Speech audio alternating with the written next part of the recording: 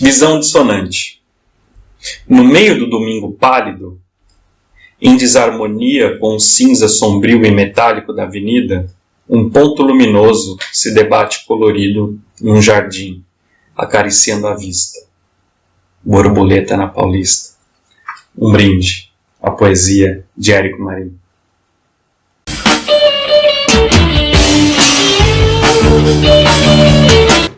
Bem-vindos à sala de leitura.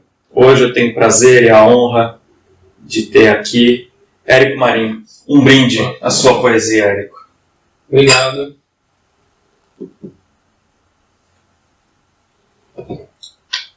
E aí, Érico, vamos falar do Retalhos ao Relento. Seu primeiro livro. Isso. E como é que foi? Como você pensou esse livro? Porque o primeiro, geralmente, a gente faz um catadão, né? Isso foi com você ou foi mais ou menos pensado? Foi um projeto já? Bom, inicialmente eu queria agradecer, né, por estar aqui inicialmente, primeira coisa. E assim, agora falando do Retalhos, acho que foi um catadão, assim, né? Eu comecei a escrever aos 16, fui publicar aos 29, né? Então, assim, são 13 anos ali, né, recolhendo material e tudo mais. E acho que foi também um período, assim, eu não queria publicar nada que, assim, eu sentisse que depois ia me arrepender, entendeu? Então, assim, precisei me sentir seguro mesmo para ter alguma coisa para publicar. E aí, por isso que esse tempo todo meio que treinando, aprendendo, vendo o que eu achava que era bom em poesia, assim, para publicar, né? Eu lembro que quando a gente se conheceu, e na verdade eu conheci o seu livro antes, eu achei que tem muito próximo do meu primeiro livro. Você concorda com isso também? Concordo. Nos temas, a linguagem. Sim, foi a mesma impressão que eu tive, né? Talvez esse negócio de primeiro livro, né? Assim, a gente meio que publica o que a gente acha que é bom e que vai ser interessante mostrar para as outras pessoas. Mas talvez essa impressão parecida, né? E talvez que a gente tenha também as mesmas influências, né? Uma delas, o César, né? César Magalhães Borges. Sim. Que já foi convidado aqui. E eu acredito também uma coisa, a influência da música, né? Das letras de música, aquela mesma linguagem das letras. E talvez até, a gente nunca conversou sobre isso, mas talvez até as mesmas bandas, né? Também. O lirismo de determinadas bandas que a gente tenha em comum aí, que acabaram refletindo nesse primeiro livro. O seu livro, não sei se vai ficar bom aqui, mas eu percebo assim, o diferencial para o meu é que você tem um trabalho estético da palavra na folha de papel maior que eu tive no meu primeiro livro. Essa foi uma preocupação. Já como é que foi?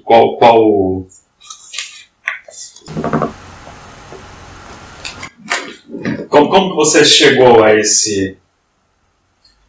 Que depois também está nos versos, né? Essa preocupação de trabalhar com a palavra, né? Esteticamente na folha, né? Saindo do verso em si, né? É que assim, os primeiros contatos que eu tive com a poesia escrita ali foram com os beatniks, mais ou menos, a poesia escrita do Jim Morrison, né, do vocalista do Doors.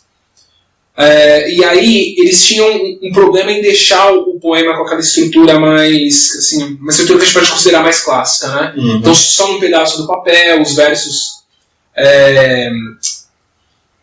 quadradinho, isso, mais ou menos os mesmos números de sílabas. Isso, exatamente.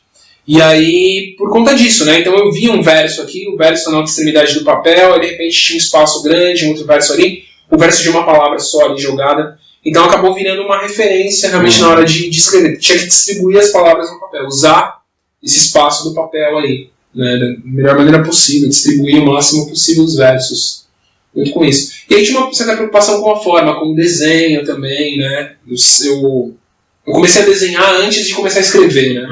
Então a gente tinha uma preocupação de equilíbrio, de como usar a página e tudo mais. Então talvez tenha também aí, não tão consciente, né, essa parte do desenho, mas De alguma forma entrou nisso também. Inclusive as ilustrações do Retalhos são minhas. São suas, né? É verdade. Deixa eu mostrar. Da capa também? Também. A capa. Pois aí cada divisão de seção aí também vai ter uma... É verdade, eu tinha esquecido desse seu lado desenhista.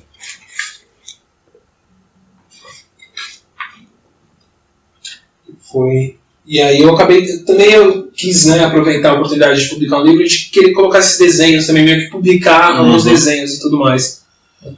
Mas assim, uma coisa que, em termos editoriais, eu não sei se foi uma coisa tão interessante, né, porque eu acho que hoje em dia é muito mais a imagem, a fotografia, entra muito mais nisso, né. Raramente a gente está tendo uma publicação com desenho, né. Talvez assim, nessa nova literatura infanto-juvenil tenha se usado, mas... O seu livro é de 2008 também? Não, 2010. 2010. Então, na época eu achava que era legal, mas depois, dando uma olhada, eu percebi que a tendência agora são as fotos. Né?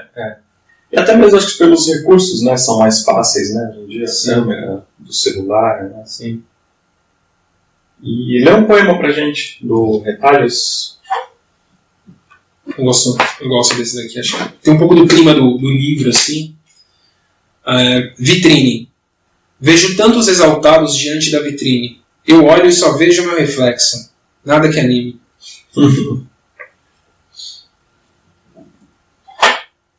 E ele tem, né, a gente falou da influência das bandas, ele tem aquela pegada, né? Acho que quem cresceu nos anos 80 como a gente, é impossível ficar incólume a Legião Urbana, Cazuza, esses caras que eram poetas, né, bons letristas, além de cantores e músicos. E dá para perceber, né, bastante influência, né? Sim, assim, eu acho não, a minha porta de entrada foi o rock, foram os letristas de rock, né? Eu sempre falo isso. Então, desde o Raul Seixas, né? Então, era muito legal no Raul Seixas, por exemplo, você tem várias músicas do Raul Seixas que são títulos de livros. Então, aquilo meio que aguça a sua curiosidade, né? Quando você é adolescente. Pô, por que é aquele As Minas do Rei Salomão? O que é isso? Você já vai ler um livro. Ele cita Alice no País das Maravilhas. Você quer ler porque você quer entender aquela letra. O que é Gita, né? Do Bhagavad Gita, do livro sagrado. Então, de alguma forma, aquele serve como isca para você começar a ir lendo. E vai usando como influência também a maneira de escrever, os recursos ali, né, de linguagem que eles usam. Tem muito isso. Então aparece realmente... E tem vários momentos em que eu leio realmente assim, o que eu escrevo e eu percebo ecos mesmo. Sabe, desses letristas de geração dos anos 80, tudo mais. Muitas vezes até mais do que de poetas, assim, né, de livro. Eu percebo mais esses letristas do que esses poetas. Eles ajudam, obviamente que eles ajudam, né, quando você pega, sei lá, você pega um Drummond, por exemplo, você vai pegar o Manuel Bandeira, tem mais uma influência do Manuel Bandeira do que do Drummond. Eles ajudam muito com a questão estética, né, da palavra no papel, né, do trabalho no verso. Porque os letristas, eles estavam, querendo ou não, né, o Renato Russo mesmo, ele escrevia a letra depois da música, né? Então ele estava meio que sujeito a condicionar o que ele tinha para escrever à melodia, né? Então, assim, o Cazuza, ele fazia o contrário, né? Ele escrevia para depois passar para parceiros para que eles fizessem a música, mas também acho que de alguma forma ele tinha que pensar naquilo como música. É diferente, né, de você pensar esteticamente no poema, né? Em relação com o verso. Ou pensar para o papel, né? Pensar para o papel, eu acho que é uma coisa... Tem alguns que falam que não tem... Eu ouvi uma vez, eu não sei se é verdade, eu nunca parei para pesquisar, um amigo que estava contando, Chico Buarque, que não via a diferença, né? Ele não vê uma diferença, um amigo estava falando uma vez, entre o poema e a letra, né? E a letra dele se sustenta no papel, sim, né? Então, é um tema que eu tenho pensado, assim. Eu também não vejo diferença. Só que até com os poemas, né? Tem alguns poemas que funcionam melhor no papel, outros que são muito mais orais, né? Assim, tem alguns poemas que você ouve e fala, puta, legal, tal, mas quando você vai ler sozinho, na sua voz, ele não é tão impactante, né? Então, acho que isso vai muito acho que de cada um mesmo, né? Assim, qual é a sua praia, né? É a palavra falada ou é a palavra escrita? Eu acho que é difícil achar um poeta que é equilibrado, que é tão bom nas duas praias, assim. Acho que é muito das influências também, né? Verdade. Mas é uma coisa complicada, né? Você de repente ter um texto e você conseguir falar, esse texto é uma letra, ou esse texto é um poema. Muito difícil. É difícil. Muito complicado. E é estranho como isso, né? Então de repente vira essa influência dos letristas, e como isso daí entra, assim, eu não tinha, quando escrevi retalhos e tudo mais, era poesia para o papel. Uhum. E como eu percebo esses ecos ali, então como é que o que eu ouvi, né, eu consegui transpor isso daí para palavra no papel. Uma coisa interessante. E reconhecer essas influências também. Sim. Do cantado, do que vai ser impresso. Né?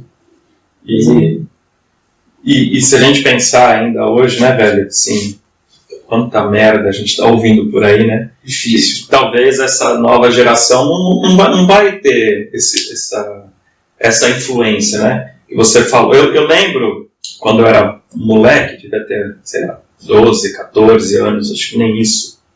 Eu vi uma entrevista do Dinho Ouro Preto, e ele estava falando da primeira vez que ele conheceu o Renato Russo. Aí ele falou assim, primeira pergunta que o Renato Russo me fez, antes de perguntar o meu nome, que livro você está lendo? Outros tempos, né? Outros tempos, né? E hoje, né, cara, assim, esses artes. E aí, o que é desanimador é que Legião Urbana era top, né? Então, assim, era top 5 em todas as rádios, né? Assim, todas, não só as rádios de rock, mas era pop, né? Também. Agora, hoje, se a gente pega esses artistas que têm essa amplitude de vinculação, cara, qual a mensagem que esses caras estão passando, né? É bem complicado. E existia, né, um trabalho com a palavra ali, né? Não tem no rock, não tem como negar. Não todas as bandas. Mas você reconhece, assim, realmente, você pega as letras do Renato Russo, você percebe aquela preocupação com a palavra, o Raul Seixas também. O tempo que eles falaram, né? Por exemplo, a letra de Índios que levou 2 anos para ser escrita. Né? Então, assim, toda aquela preocupação, não é uma letra complexa, mas em termos de sentido, ela é muito significativa, né? E assim, aquele trabalho, será que alguém ainda hoje se dá o trabalho? Tipo, eu vou levar 2 anos para escrever, mano? Não vai. Os caras saem das paradas a cada 6 meses, então o cara levar 2 anos, ele nunca vai estar lá, né? Não sei, e a gente tinha, né, assim, esses letristas eram influenciados pela literatura também, né? O próprio Raul, você já citou, o Renato, né? O Renato cita, tem muita paráfrase lá de Rimbaud, de Baudelaire, né? Dos românticos, Cazuza também, muita coisa dos românticos. O Humberto Gessinger, do engenheiro, é muito concretista, né? Até o sistema de... O Arnaldo Antunes, né? O Arnaldo Antunes. Também. Muito fácil de reconhecer ali do Arnaldo Antunes, né? Realmente, eles vinham... de alguma forma, eles tornaram aquilo mais... Eu acho, assim, sem querer ser pejorativo, mas eles tornaram aquilo mais acessível.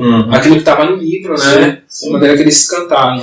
E acessível no bom sentido mesmo, né? Que pega moleques como a gente era na época e leva para a literatura, né? Leva. É verdade. Isso foi muito legal. E muita gente que eu conheci, que eu via, queria entender aquela letra. Por que tem esse título? Por que ela está falando isso? Quem é esse cara que está sendo citado aqui e tudo mais? E a gente meio que ia atrás. E na época era difícil pra caramba, né, cara? Na biblioteca, você tinha que torcer pra ter uma biblioteca, ou você conhecer uma outra biblioteca pra você ter o acesso, né? O acesso não era tão simples. Não. Muito difícil. E sem contar, né, também, tem uma letra do Raul que ele fala, sem contar a parte crítica, né? Que ele tá falando, não sei se você lembra acho que é álcool, não me lembro o nome. Que ele está falando que quando o Brasil começou a adotar o álcool como movido a álcool. Aí ele fala, né? Ele cita, ele vai dar uma até de crítico literário, né? Que ele fala assim, viu aquele poeta viciado em Coca-Cola, que poesia sem graça que ele faz, né? Que é referência ao Décio Pinhatari, né? Um poema Coca-Cola. Beba Coca-Cola. Verdade. Isso daí instigava também, né? Pra gente querer entender por que ele tá falando, de quem que ele tá sendo. Quais são as referências, né? Que hoje a molecada chama de easter eggs, né? De você ficar procurando, né? Ali alguma coisa de...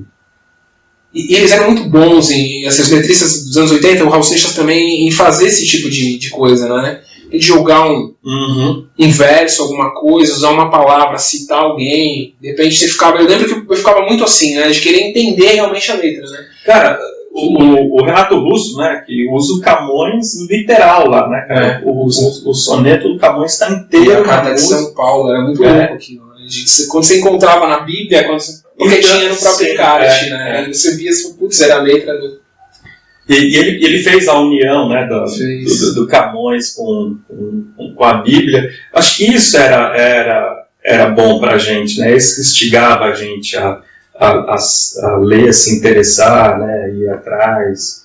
E ao mesmo tempo já jogava uma pitada lá pra gente escrever também, né? Sim. E assim, como porta de entrada mesmo para a literatura, para esse interesse da palavra, do que você podia fazer com a palavra, né? Sair daquela coisa utilitária da palavra, né? Que no fundo era um pouco do que a escola gostava de fazer na época, né? Hoje tem uma abertura muito maior, né? Com a escrita criativa e tudo mais. Na época era uma coisa mais utilitária, né? Você não tinha tanto espaço assim. Coisa legal que a música fazia. E acho que a música, porque ela era mais valorizada também, né? Também. Tá muito fácil de se ter a música, de se descartar a música. Mas por isso que... E até mesmo de se virar pseudo-artista, né, cara? Hoje, com aquela campainha lá, o iTunes, qualquer um canta, né? Aquele afinador automático lá, qualquer um vira cantor, né? Sim. Então também tem isso, né? E aí a gente vê esses caras que estão na grande mídia, os caras não têm estrada, né? Também. E aí se não tem estrada, cara, não tem preparação, não tem nada, não tem experiência, não tem vivência. Né? É muito louco, né? Você vê um moleque de 12 anos que é hitmaker. Né? Sim, tá acontecendo isso bastante também. Né? E o que você vai aprender com a letra de um moleque de 12 anos? Né? O que tem ali? A própria preocupação com as letras tem diminuído bastante. Né? Mas acho que é por isso mesmo, né? O poder da palavra, né? Ele já não... Assim, as pessoas meio que se recusam a acreditar que a palavra vai poder fazer alguma coisa, né? É que é diferente. Nos anos 80 tinha muito isso, né? Então, a gente tem como mudar o país por conta do que a gente canta, por conta do que a gente está falando. Sim, E muita gente que escrevia, que eu assim, gosto, considero referência também, tinha. Eles achavam que eles tinham uma fé de que pelo que eu estou falando, pelo que eu estou escrevendo, eu vou poder mudar alguma coisa. Então, porque tinha o valor da crítica, né? Sim. Tinha o olhar, a preocupação social, e as músicas eram críticas, né? Se a gente pensar em quantas músicas, né, faziam críticas do cenário Titãs, né, televisão, o Capital, o Veraneio Vascaína, hoje em dia você não tem isso, né? Não. Você ainda tem alguns, né, polos ali de resistência, mas não estão na grande mídia. Porque a gente via o Titãs cantando Polícia, que é uma crítica à polícia, nos programas de TV, né? É verdade. E hoje não, quem está no programa de TV é só um tipo de... Isso é inofensivo, né? É muito inofensivo até, né? É para não dizer até submisso, né? A todo o sistema. A música de protesto não vende, né? Não sei se a música que faz a crítica não vende, então o pessoal não acha interessante mesmo. O critério agora parece ser... parece não, eu acredito que seja só comercial, né? Tem que vender e fazer sucesso. E que as músicas estão sendo vendidas é aquela música só da farra, né? Todo mundo pegando todo mundo, vamos curtir, vamos beber. Esse é o tema só, né, cara? Muda a música mudam os cantores, mas o tema é o mesmo, né? Vamos se divertir. E algumas dessas letras, acredito assim, elas meio que obedecem uma fórmula também, né? Uma coisa, assim, que é o contrário disso que a gente está falando dos anos 80, né? Do pessoal fazendo anos 70, né? De se atrever cada vez mais com a letra, né? Querer cada vez, assim, conseguir alguma coisa a mais com a letra. Hoje eu não tenho muito essa preocupação, não. São mais melodias, a melodia fácil, que gruda. E gruda e ao mesmo tempo não são memoráveis, né? Sim. Esquece fácil, enjoa fácil também, né? Acontece isso. Bom, vamos falar aqui. E esse seu livro aqui, que na verdade são dois. É o Versos de Carne e Osso e os Doses homeopáticas do Delírio Urbano. São dois livros. Um de poesia, outro de contos. Primeiro, como você pensou fazer esse sistema aqui meio de... Na verdade, assim, o que aconteceu, né? Eu tinha... Já há bastante tempo eu estava trabalhando com um livro de contos, né? Que tipo, são coisas ali muito antigas mesmo, que eu estava mexendo, desenvolvendo. Só que assim, eu não chegava a ter uma dimensão de um livro mesmo para ser publicado, né? Então, sei lá, 60 páginas, 80 páginas que fossem.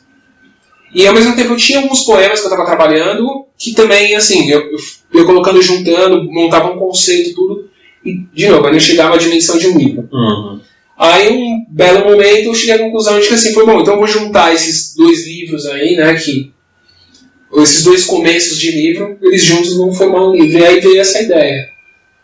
E aí uma amiga que deu a ideia falou, faz, né, esse formato vira-vira, né, para juntar, para também conseguir diferenciar, porque um lado é a prosa, o outro lado é a poesia. E aí não seria um livro com prosa e poesia, né? E são dois livros mesmo, né? Isso, exatamente, foi essa a ideia. Inclusive esse título, Versos de Carne e Osso, é um título aí que eu pensei, nossa, faz muito tempo, assim, 2002, 2003. É um livro que eu tinha montado, assim, ainda, coisa meio absurda, né? Mas eu tinha montado ele datilografado, né? Eu datilografava as folhas, eu dobrava as A4, e assim, porque eu queria realmente que tivesse aquele clima meio setentista da poesia marginal e tudo mais. E aí eu lembro que eu, datilografei uma matriz e depois eu xerocava. Isso daí depois eu montava um livro, e aí tinha o nome de Versos de Carne e Osso. E aí meio que eu falei, vou utilizar esse nome, né, para esses versos aí, que acabou caindo nisso, assim, fala muito do ser humano, das transformações da vida e tudo mais, então acabou, aí eu criei uma luva esse título. E essa capa? Essa capa é belíssima, né? Também foi da Andressa, né, essa amiga que sugeriu esse formato de livro, por conta aí dos problemas do pulmão que eu tive. E aí, como envolver esse negócio de carne, osso e tudo mais, e aí no raio-x aparecia isso daí. E aí ela sugeriu, eu gostei da ideia, principalmente para dar aí um contraponto com o branco, né, do Doses homeopáticas. Você tem um lado branco e um lado preto. E aqui eu tive o prazer de ser convidado para escrever a orelha do livro, e lendo, aqui você tem duas o que eu chamo de estradas aqui, que na verdade são paralelas ali, né, que elas não se distanciam. Tem muito a ver com o que a gente estava falando, né, que é a da lírica e a da crítica, né? Sim. Então, aí também, de novo, eu acho que vem um pouco do lado dessas influências, né? Assim, para pensar, daquela geração dos 80, quem que mais me influenciou e tudo mais? O Cazuza e o Renato Russo, realmente, né? E o Raul Seixas. E eu acho que eles tinham muito isso também, né? Então, saber dosar esse lado mais lírico com um lado mais ácido aí, de pensar a sociedade, a violência, as coisas que a gente tem que lidar aí no dia a dia também. Por isso que acabou, que de novo refletiu, né, essas influências aí, foram aparecer aí. Assim, no final das contas, mas esse negócio foi engraçado, né, nesse livro, porque Que nem agora, o que está acontecendo comigo? Eu tô com muita dificuldade de escrever versos, assim, ou escrever poemas e tudo mais. Eu estou, inclusive, trabalhando numa novela que vai para uma outra, né, direção e tudo mais. E assim, eu percebi como realmente essas duas estradas que você está citando, tanto essa lírica quanto essa da crítica, são os dois pontos em que eu geralmente estou batendo. Então eu vou para um lado ou eu vou para o outro, e aí de repente você fala, pô, como eu sou limitado nesse campo, né? E aí você meio que vai tentando sair disso, mas você fala, bom, eu vou deixar para pensar esses limites depois, né? Eu vou tentar uma outra coisa. É engraçado o que você falou, porque geralmente eu corro para um lado e tô correndo para o outro, eu corro para um lado e tô correndo para o outro, entendeu? Então procurar outros espaços aí para ocupar nesses termos aí. E aqui, mais uma vez, né, a preocupação com a estética. Esse poema aqui eu acho fenomenal, do avião, que você faz com as palavras o desenho do avião. Né? Vamos lá. Avião. Cruz de metal violentando a inércia do céu. Muito louco. Né? A ideia do... Assim, realmente, olhando o avião, né, no céu, assim, a impressão que eu tinha era essa. Porque geralmente você vê e você enxerga uma cruz, né? E assim, o céu, por mais que você tenha aquele movimento, né, aquela impressão, né, de que as nuvens estão se mexendo, é uma coisa que lembra inércia. Por isso que eu acabei tendo essa ideia. Imagina, eu falei, queria registrar essa sensação que o avião me passa. E esse poema é bem significativo porque mostra isso, né? Que talvez se você colocasse não na vertical, mas no verso, ele ficaria bem próximo de um haikai, porque ele tem, né, esse lance da percepção, né, do olhar, e ao mesmo tempo é uma crítica, né? Sim, a presença do metal ali, sim, uma coisa artificial, né? Supostamente artificial no céu, né? Coisa natural. Interferência do ser humano, uma coisa natural. Pode ser, uma visão que eu nunca tinha tido. Era mais de registrar o momento, a sensação que aquilo provocava.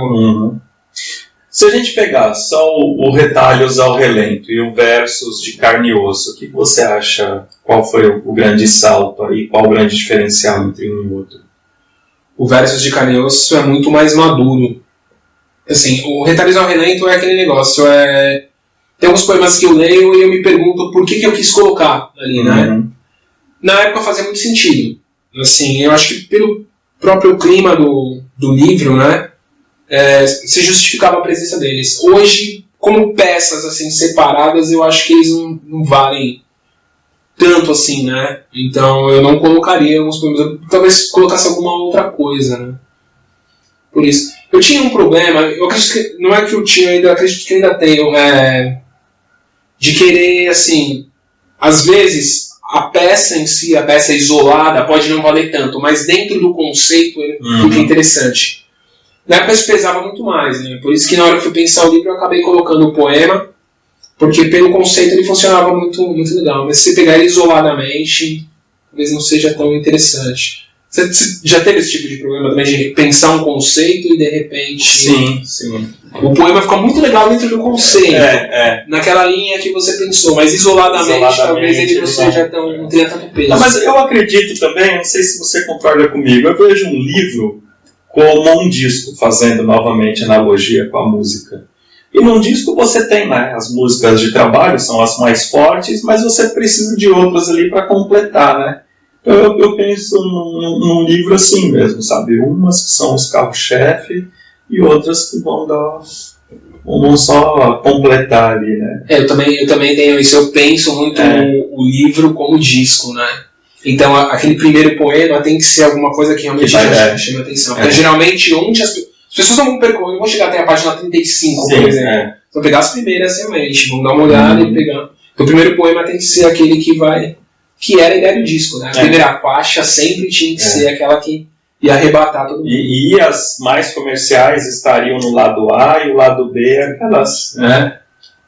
Que ficou virou até um jargãozinho, né? Música lado B, aquelas poucos conhecidas, mas talvez até de melhor qualidade. Né?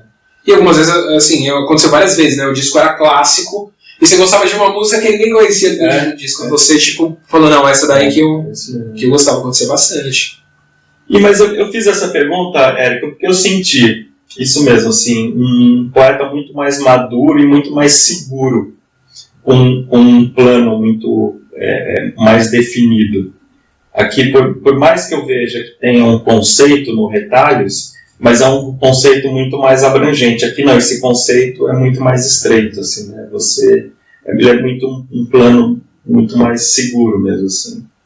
E também de ter abandonado, eu acredito que assim, entre o Retalhos e o Verso de Canil, eu meio que abandonei algumas ideias que eu tinha, que eu via que assim não funcionava muito bem. Então, por exemplo, eu considerava até o Retalhos ali, o lado do surrealismo muito forte. Né? Então, assim, eu gostava muito da ideia do fluxo de consciência. Uhum. Então, assim, eu lembro de uma brincadeira que eu fazia muito, que era pegar o caderno e simplesmente colocar a caneta no papel e escrever. E, geralmente, assim, saem algumas coisas ali, você consegue pincelar algumas coisas, mas chegar e falar, putz, o poema inteiro tá ótimo em cima disso, não. Ou eu só vou trabalhar até certo ponto porque eu quero preservar essa espontaneidade que aconteceu. Então, assim, e aí eu acho que em alguns momentos no Retalhos, esse respeito a esse fluxo acabou estragando um pouco do material, assim, né? E no Verso de Canil eu já não dei esse espaço. Foi tudo muito trabalhado, o fluxo no máximo era uma coisa do tipo, rendeu um verso bom, ponto final. Então você vai extrair esse verso desse poema, desse fluxo todo aí, e depois você vai trabalhar em cima disso, ou você conseguir um tema a partir desse... E talvez daí os versos serem muito mais concisos, então, né? Sim. Porque essa acho que foi a grande diferença, né? No Verso de Canil ser muito mais conciso, né? É muito mais econômico com as palavras. Sim. E eu nem sabia desse selo. Eu percebia, né? Porque a gente tem influência, né? Surrealismo, da geração beat, que faz isso, mas eu não sabia que isso também era uma forma de escrita do retalho. Assim. Sim, uma coisa, eu não sei se com você aconteceu isso, na verdade eu acho que nunca conversei com outro poeta a respeito disso, mas eu lembro que no começo era uma coisa assim, então eu lia algumas coisas, ou ouvia algumas coisas, e eu começava com assim, eu achava que tinha que ser uma coisa muito racional e cerebral a poesia. Então era colocar ali a caneta no papel e ficar pensando, então o primeiro verso, a partir do primeiro verso a gente chega pro segundo, de forma mais lógica. Até o momento em que eu comecei assim, tipo, soltar as rédeas. E aí saía muito mais coisa, né? Então talvez por isso que também respeitando muito mais o surrealismo e essa coisa de fluxo de consciência e tudo mais, né? Escrita automática, isso é outra coisa também que eu usava bastante. E aí já no versos, assim, já não coube isso daí, eu não respeitei tanto, né? Sim.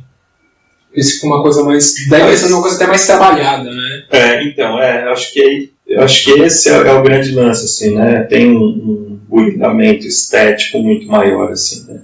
E essa mudança, que é bem perceptível dos seus dois livros, eu achei... como leitor, é ótimo isso. Você perceber que a essência é a mesma, mas não necessariamente é o mesmo poeta. Eu acho que isso, como leitor, é ótimo perceber isso. Mas é aquele negócio, né? É o estudo também, é você também analisar o seu próprio trabalho, né? Você fala, o que eu posso melhorar, o que eu tenho que melhorar, o que não está legal, o que eu preciso fazer em termos de linguagem, que eu acho que foi o que aconteceu com você, né? Com Ruídos, né? E também tem isso, né? Esse lance é uma coisa que eu penso bastante, assim. E eu acho que tem dois tipos de artistas mesmo, seja na literatura, na música, no cinema, que aqueles que são bem racionais, é o cara que pensa muito na sua própria obra, e aqueles que são bem intuitivos. O cara não quer pensar, ele vai fazer, mas também eu acho que é legal ter o equilíbrio ali, né? Verdade. Dos dois, acho que a sua obra tem que ser pensada, né? Tem. Ser pensada não ao ponto de mudar, assim, de entrar em crise, mas pelo menos de ter segurança no que você faz, né? Eu acredito que isso daí seja muito relacionado também ao quão a sério você leva o que você está fazendo, né? Porque assim, geralmente o cara que é intuitivo, o cara que de repente publica, sei lá, 5 livros parecidos, é um cara que não leva isso tão a sério. Tá bom, eu vou publicar um livro, então ponto final, né? Então assim, leva tão a sério esse trabalho com a palavra, talvez. Mas tem umas coisas que são divertidas, né? O Roberto Piva dizia, né? Eu não me preocupo muito com a poesia, que eu perco muito tempo vivendo. Então, faz sentido, né? Faz muito sentido, né, cara? Assim. Faz. E ele tinha essa temática, né? Eu não acredito em poeta experimental que não tenha vida experimental. Mas acho que as duas coisas são válidas, né? Então, mas é legal você ter pelo menos uma boa noção do seu trabalho, né? Não sei se você já teve oportunidade de conversar com algumas pessoas, seja poeta, músico, o cara não tem a mínima ideia do que ele faz ali, e às vezes são coisas muito bem apuradas ali, né? São tão inconscientes que o cara não consegue nem falar sobre. Explicar de onde vem, né? De onde aparece. Acho que esse é um viés que a gente tem que explorar também, né? Assim, de saber muito bem, né, as nossas referências, nossas influências, né? O que nos faz. Mas aí é refletir o próprio trabalho também. É pensar sobre, né? Acho que é legal isso. Importante. Eu acho bastante importante, assim. Eu não sei se eu conseguiria ter publicado no segundo livro se eu não tivesse pensado o primeiro, ou se eu não ficasse pensando realmente o que eu estivesse produzindo, tudo mais. Perceber algumas limitações, algumas coisas precisam ser desenvolvidas e tudo mais. E a poesia contemporânea, Érico, você pensa sobre? Você acompanha? Como é que é? Não, eu não tô... Na verdade, nossa, assim, contemporâneo, difícil. Eu tô acompanhando o pessoal de Guarulhos bastante, né? Assim, então, o trabalho do César, o seu trabalho, que eu tô mais próximo e tô vendo. Eu gosto bastante, assim, mas de falar de alguma coisa que tá tendo uma repercussão, assim, né? Que é maior, ou que chega no mainstream aí e tudo mais. Eu sei que, assim, o que me chamou um pouco a atenção foi quando o Leminski, né? Ele lançou lá aquela obra reunida dele lá e que voltaram a falar de poesia. Então tinha gente publicando coisas novas, eu cheguei a pesquisar algumas coisas. Um pouco atrás do Fabrício Corsaletti, né? Assim, para ler, cheguei a folhear uns livros e tudo. Li algumas críticas também de alguns outros poetas, eu já nem lembro nomes, assim, porque realmente eu li uma crítica, depois procurava, né, pra folhear e tudo mais. Mas assim, difícil de falar o que é a produção contemporânea, assim, de poesia, né? Bem complicado. A impressão que eu estava tendo é que, assim, eram as mesmas influências, as mesmas referências que eu tinha ou que gerações anteriores tiveram, né? Então, assim, eu não sei se mudou, se chegou a atualizar essas referências. Ainda tem, né, o espírito do Bandeira e do Drummond, Sim. São grandes sombras, Sim. né? Sim. Ferreira Goulart, então, eu também estava usando, assim, alguma influência dos marginais ainda, ali, da geração 70. Foi isso, assim, o que eu tô vendo de poesia.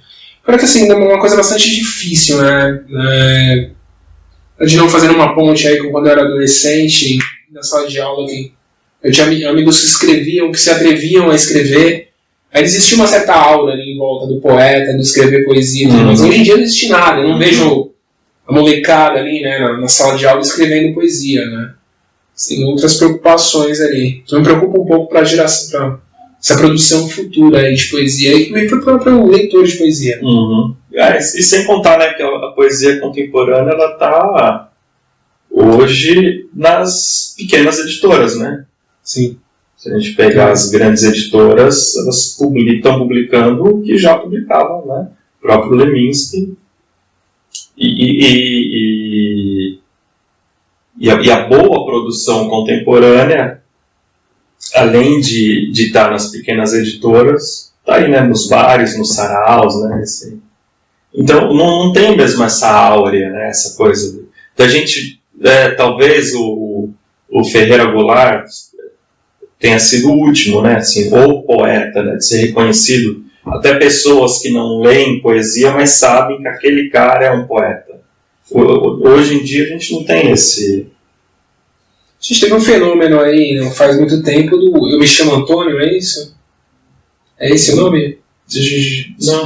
Não? Qual que é? Assim, eu não conheço a história com detalhes, assim, foi o que eu ouvi falar, cheguei a pesquisar. Ele escrevia em guardanapo, fotografava, não sei se mandava pro... Então, isso daí foi um boom, assim. Cheguei a ler, mas eu tive um pouco de dificuldade, assim, de entender ali, né, qual que é o apelo que ele tem. Talvez por essa ideia de, estava vinculado à internet e tal, mais do que o trabalho de linguagem, que assim, eu percebi que era um trabalho tão profundo de linguagem para chamar atenção pela produção. Eu não cheguei a ler com tanta profundidade para falar alguma coisa assim, mas assim, e eu acho que isso foi meio que um fenômeno de venda. Eu lembro teve uma Bienal do livro aí, uma fila enorme, né, pelo autógrafo, e muita gente para ver o autor aí. Mas não sei se não foi mais um fenômeno midiático do que pela produção mesmo, né? Foi o que eu lembro, acho que você chegou a comentar comigo. Você deve ter falado alguma coisa, mas eu não me lembro de ter... Eu achei engraçado porque acho que foi a única vez, uma das únicas vezes em que eu vi poesia sendo vendida em padaria, né? Você vai pro caixa da padaria e aí tinha aquele lugar que os livros e as revistas e tava lá o livro. Eu falei, é poesia, tá aí na frente, mas teve todo um apoio de publicidade, né? Foi isso, assim, que eu vi de poesia. Eu acho que eu não tinha visto isso nem na adolescência, né? Assim, de repente eu vi que, de novo, um poeta ou poesia tá aparecendo tanto. Assim, por outras vias, mas... Mas eu acho que tem bastante coisa legal também, assim. A internet, o Facebook... as redes sociais como um todo, eu acho que é um grande